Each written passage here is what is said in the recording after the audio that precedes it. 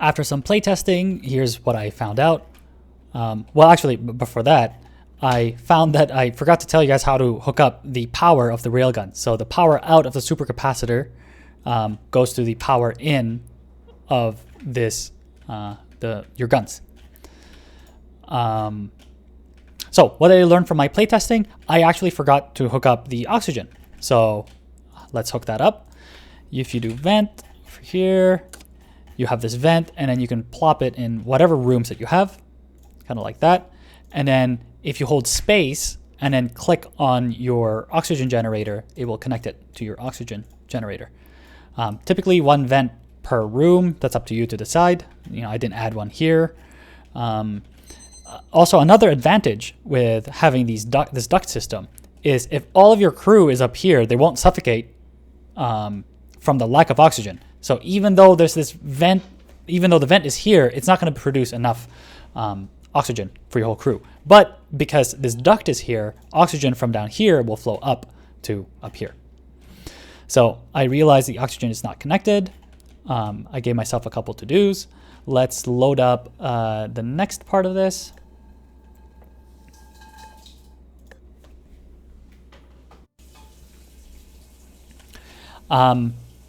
From another playtesting, and by the way, what do I mean by playtesting? I don't mean just hitting play here. I mean starting a host, becoming a host online in a private game, selecting missions instead of campaign or sandbox, selecting missions and doing a monster mission or a cargo, or not cargo, monster or a wreck mission. Then you can figure out how your submarine acts. And one big thing that really bugged me was the ballast sounds were super annoying. So before we had the ballast here, and since there was a gap here, water will flow from this ballast to the gap. And it looks like in the game, whenever water flows from one to the other, it will make a sound. So instead, what I did was I moved the ballast to the left side over here into its own room. I also moved the furniture around, so the deconstructor's here, oxygen generator, the fabricator is up here now, and coil plus nav. Oh, I realized that I also needed coils onto the submarine because I have a blind spot up here. Now I need to make this completely flat in order for it to work with my big submarine. But because I had this blind spot, I added a discharge coil here. If I move this coil gun up here, there's actually a collision box with this coil gun, but there's no collision box with discharge coils or cameras and spotlights. So I'm able to add this coil here. And what I did was, let's show you the wiring for the coil. So the power in of the coil is connected to the power out of this supercapacitor. And the trigger of this is connected to the signal out 1 of this discharge coil. And I renamed, let's go here. And then if I press E on this, it will show me what it would look like. This is a bug where it says signal out 2, signal out 3. You won't see this in game, but it shows coil, and it shows coil because if you scroll all the way down somewhere like this in the custom interface, you just type in the word coil right here. So I needed to add a coil. I also missed some plasma cutters and some scooters. So I added some plasma cutters and scooters in here. And I was also missing a charging dock because there's no way to charge because this little shuttle has no battery. So I added a charging dock right here. Some quirks that I found with this is it's fast, it's really fast, but it fries my junction boxes whenever I go, left and right. And I also wanted the coils to be used as a valid weapon. So if these two people are here trying to protect the submarine, the captain can also be using the coil. And in order to make the coil a more valid weapon, I also added this glass sheet right here so that the captain can see anybody coming in. I also cheated a little bit with the coils because in a normal coil, the moment you trigger it, it will drain all of your supercapacitor. But since this is going to be considered as a third weapon onto the coil, I changed the duration from, I think, 0.25 to 0.01.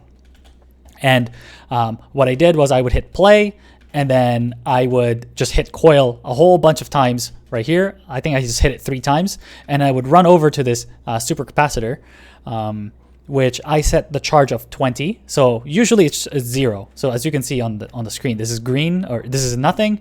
And then if I put 10, it'll be at 50%. If I put 20, it'll be at 100%. So I changed the charge to 20, and then I just hit this 3 times, and then I just run here and I check how much capacity is left. So it's about 6 times you can fire this discharge coil before this thing is completely empty. So that's what I found with this. Let's move on to what I found next after this. Part 6.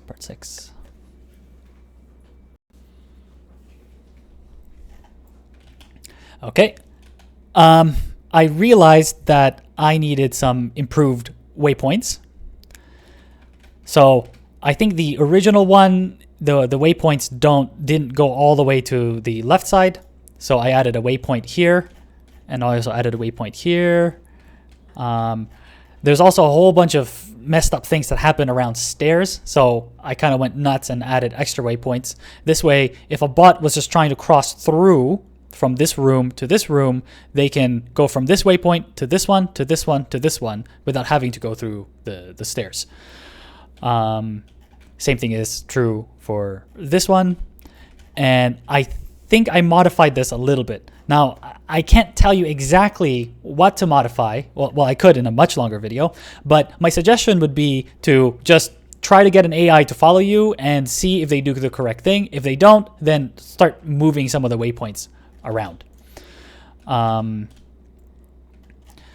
glass ceiling was not very strong, so I set it to 200. I think originally it was whatever the original thing is. I needed an ammo rack that I added here and here. And I also added a depth charge right here. How does a depth charge work? You select the depth charge, and then you connect it to the depth charge tube, like by holding space and then left clicking. And then you can connect the trigger out of one of these, I think it was the second one, into the depth charge, or maybe it was the third one. Let's see. Oh, and I also added a go dark button. Because I realize I have to run away from monsters, and some monsters, they have really, really good eyesight. So you're actually able to just turn off all of your lights. How did I do that? I connect the signal 2 into a relay's toggle state, and then the state of this relay is set to the state of these guns, the lights, the set light of these guns. And for greater immersion, I also added to the set state of this light, which means when the captain presses the go dark button, all the lights go dark. And if the captain was super slow with their movement, then the engines don't make so much noise. The reactor you're stuck with because you don't have a battery system. I'll show you guys how to build a battery system later. So I added that. Let's take a look at the part 7 and see what other changes I made.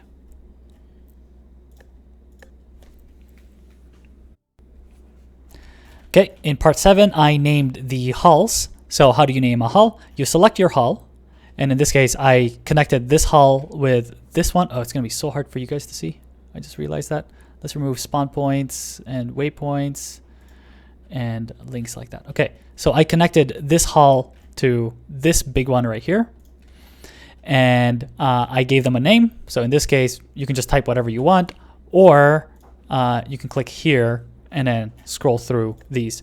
Now, the difference between clicking through here and scrolling through these versus just clicking through this and adding your own is localization. So if somebody in French or Chinese or Russian were to use this, this will get auto-translated because you used one of these into, whatever language that they are using. Second coil, I added a second coil because I have a feeling that users will be confused when they use the coil and they think, oh, only the top one will work. So if a monster is attacking me from the bottom, it's not going to work. So I added this one as well, just for looks, even though this coil will wrap all the way around the whole ship. And again, this is why I stress, I really want to stress that you want to play test your own submarine in multiplayer in your own server, because a single player doesn't work the same way as multiplayer. I've seen some bugs where it only appears in multiplayer and not in single player. So you do a multiplayer game, your own server, private server.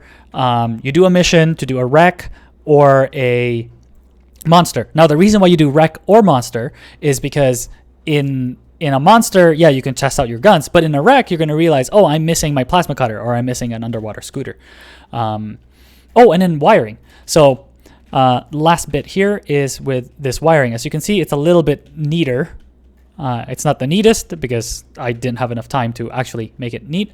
But all I did was I hit Control, and you can drag things around. You can set it however way you want. Yeah. Oh, and then when you're at this door right here, if I put this here, you can actually see that this wire is going into this door. But if you select it, the outside, this is like the end node of it, you can move it around as well. So the same thing is true for this engine right here. So the power, you can move it around anywhere inside the engine. Technically, you can move it outside the engine too, but I'd leave it in the engine for myself. And that's it for this mini sub. All right, bye.